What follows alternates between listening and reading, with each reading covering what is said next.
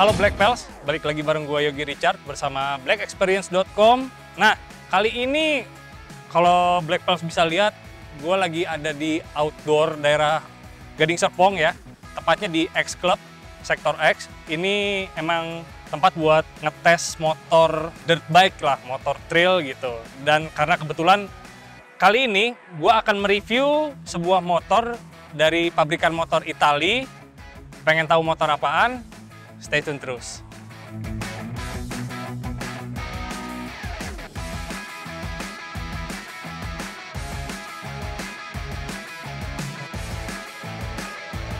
Oke, Black Pals, ayo ikut gue. Clue-nya udah jelas. Pabrikan motor Itali. Nih, ada ini nih. Motor Ducati Scrambler Desert Sled. Nah, emang motor ini diproduksi khusus buat dua alam. Kenapa gue bilang dua alam? Karena emang dari kata-kata scramblernya sendiri, itu dari zaman dulu, scrambler itu ditunjukkan untuk motor-motor genrenya yang kayak begini. Jadi bisa di dua alam, bisa di jalan raya, dan di trek-trek yang nggak ada jalan, atau sebutannya ya off-road ya. Bisa kita lihat tongkrongan motornya tinggi banget. Gue akan nge-review lebih detail lagi, mulai dari bagian depan motor. Let's go!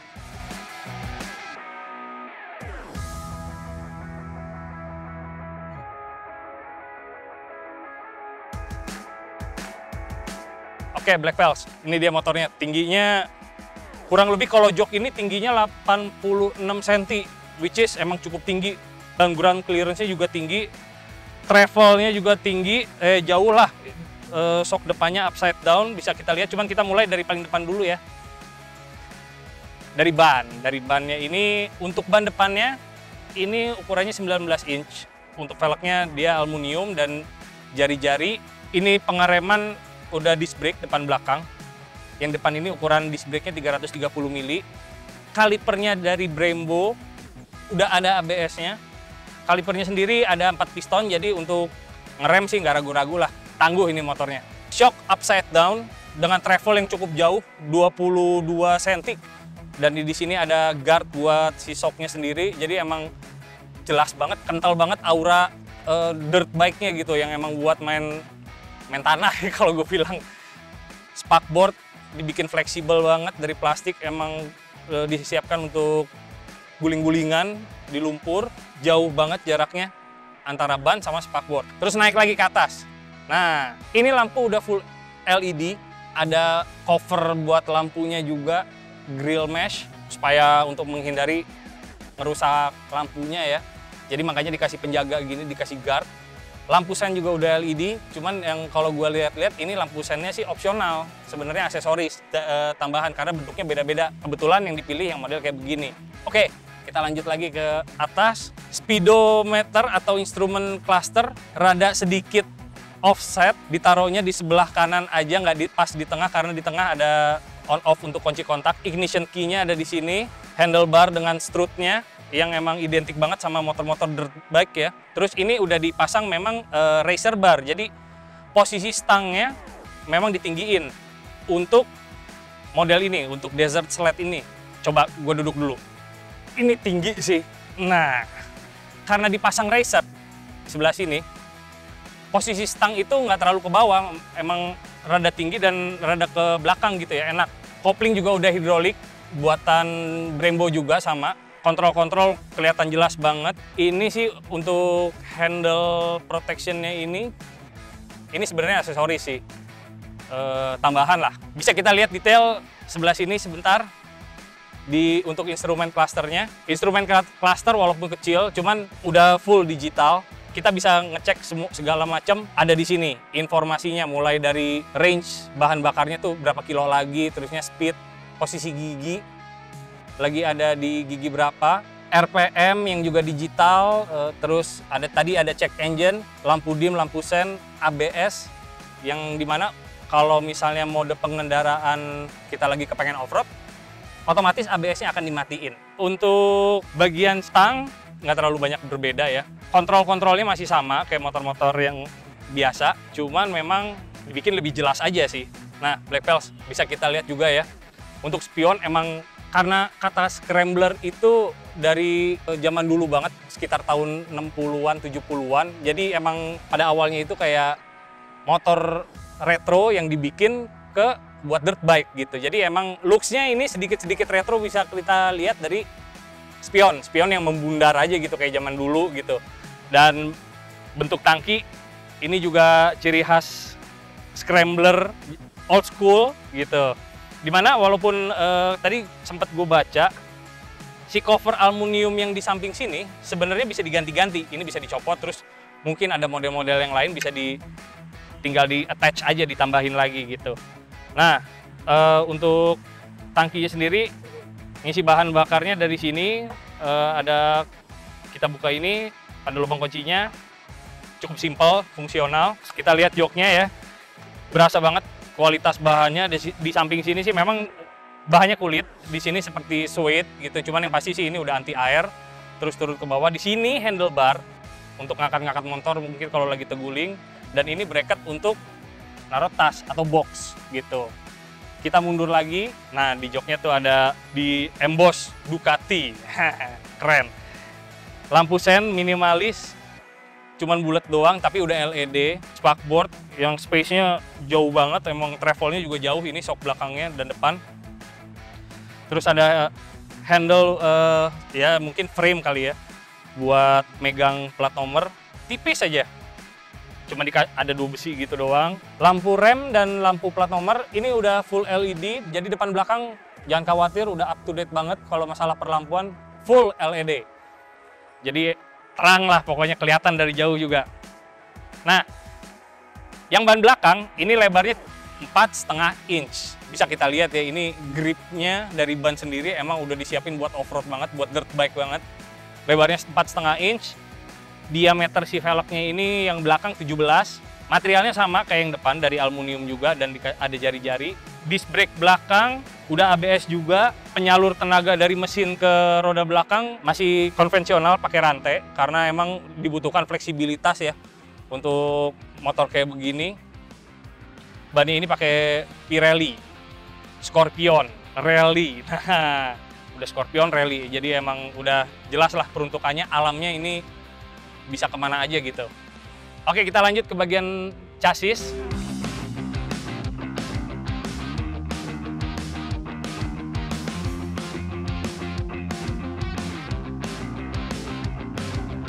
Oke, Black Pals. Di chassisnya ini pun, di frame-nya ini ada frame slider, jadi yang emang dipersiapkan untuk melindungi mesin dan komponen-komponen lainnya dari kemungkinan terjatuh, karena sangat-sangat besar ini motornya, ada kemungkinan untuk jatuh gitu ya, apalagi jalannya licin dan berlubang.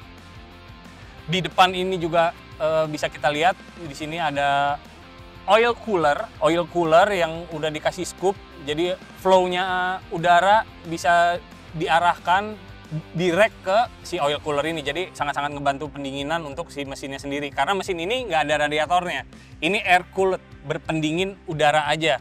Nah, materialnya ya bisa kita lihat, untuk jalur olinya aja di braided pakai stainless steel yang sangat-sangat tangguh dan awet gitu. Kita mundur lagi ke bawah, skid plate ini ciri khas scrambler juga, untuk melindungi mesin dari kerikil, batu, atau ya kecenderungannya sih batu ya, untuk melindungi komponen-komponen vital di mesinnya sendiri. Foot pegs udah fleksibel dan gak ada karetnya, lebih ditonjolin, lebih ke grip, lebih untuk ke grip kaki kita gitu. Depan belakang desainnya sama, ini bisa fleksibel, bisa ditekuk.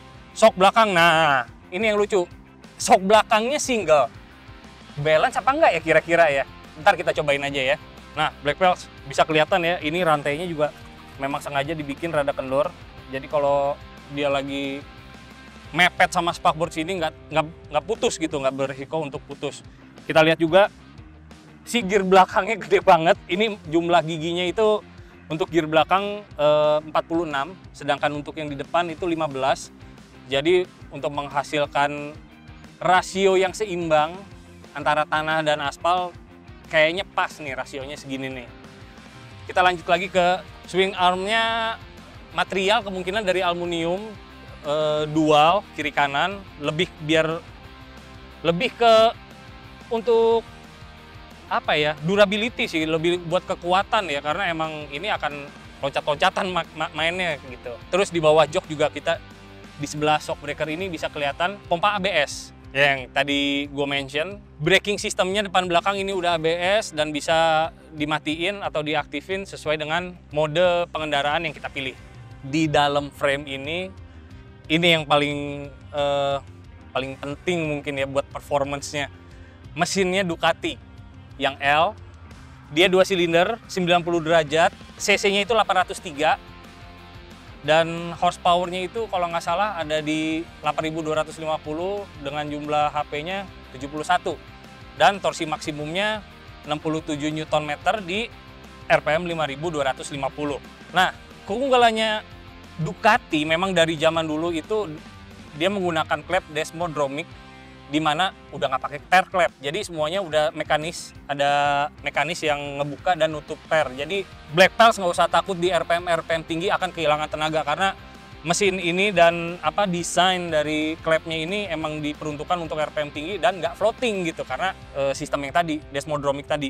Lanjut ke bagian masuknya udara, ini dilengkapi dengan throttle ukurannya yang gede banget, 50 mm, dan udah EV, jadi udah electronically controlled, semuanya udah electrical, ada lambda sensor, bagian knalpotnya juga ya. Ini udah canggih banget sih sebenarnya mesinnya, untuk cc segitu, output tenaganya segitu, luar biasa ya. Apalagi Ducati terkenal dengan ya motor-motor powerful gitu. Mungkin udah waktunya gua buat nyobain Ducati Scrambler ini di track Sector X. Let's go, kita jajah.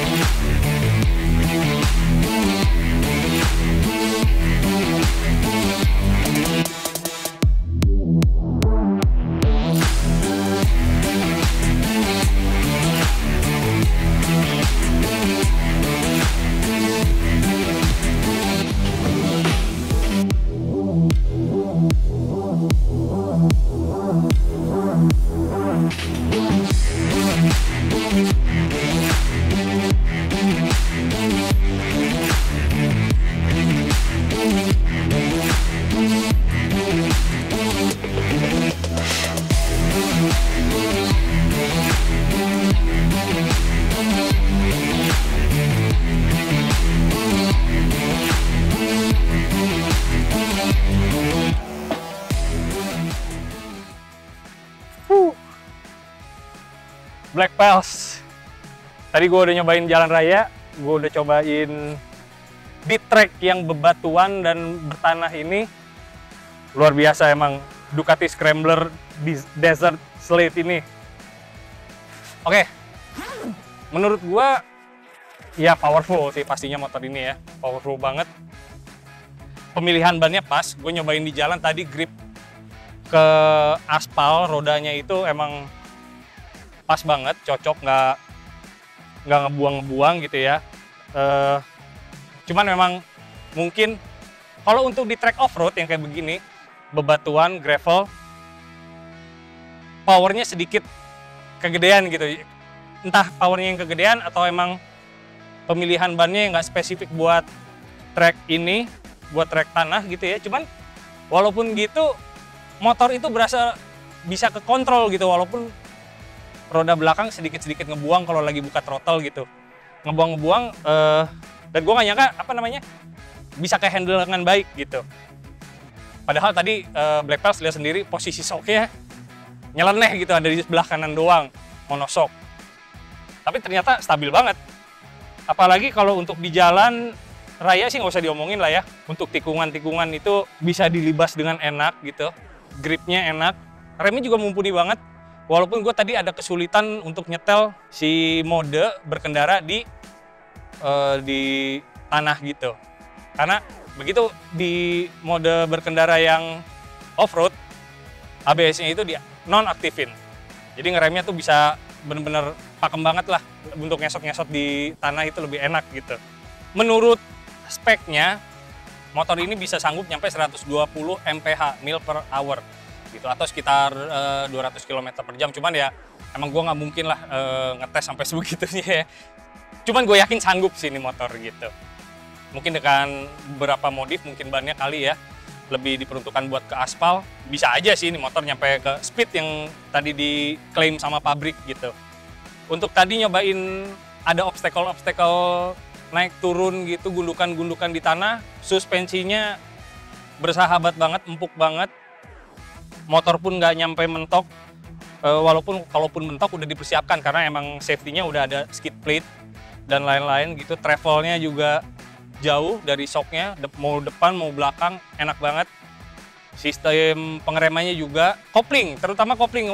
Gua ngelepas kopling walaupun RPM rada tinggi, power delivery-nya tuh emang smooth gitu. Jadi nggak nyentaknya tuh nggak terlalu ngagetin ya menurut gue. Begitu buka throttle baru bar gitu. Mulai dari duduk, posisi stang, foot pack itu benar-benar pas banget di badan gue. Jadi kalau misalnya untuk di jalan aspal dan jarak jauh gitu, posisinya itu nyaman banget. Grip-gripnya tuh nggak terlalu ke depan banget, nggak tahu ke belakang banget. Jadi bener-bener pas.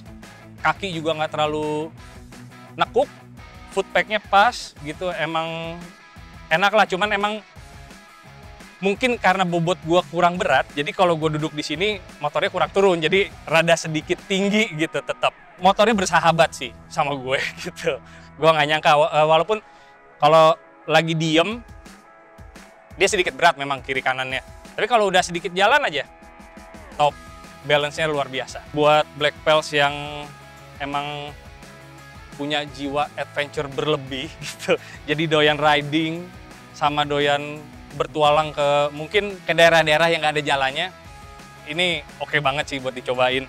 Cuman emang ini udah sedikit di custom, terutama di bagian exhaust-nya. Exhaust-nya ini dari stainless, cuman buntutnya ini udah diganti. Jadi suaranya sedikit lebih ngebass, walaupun nggak ngeganggu banget ya. Enak lah pas, bassnya tuh dalam gitu. Untuk kita nggak keganggu, untuk riders yang lain juga nggak keganggu. Oke Black Pals, sekian dulu review Scrambler Desert Slate ini dari Ducati. Buat kalian yang kira-kira ada ide atau nggak kepengen tahu motor apa lagi sih yang sebaiknya di-review gitu, bisa kasih saran dengan nulis komen di kita. Jangan lupa buat like dan subscribe sama loncengnya diketok-ketok gitu, biar tahu terus update-update terbaru di dunia modifikasi bareng blackexperience.com.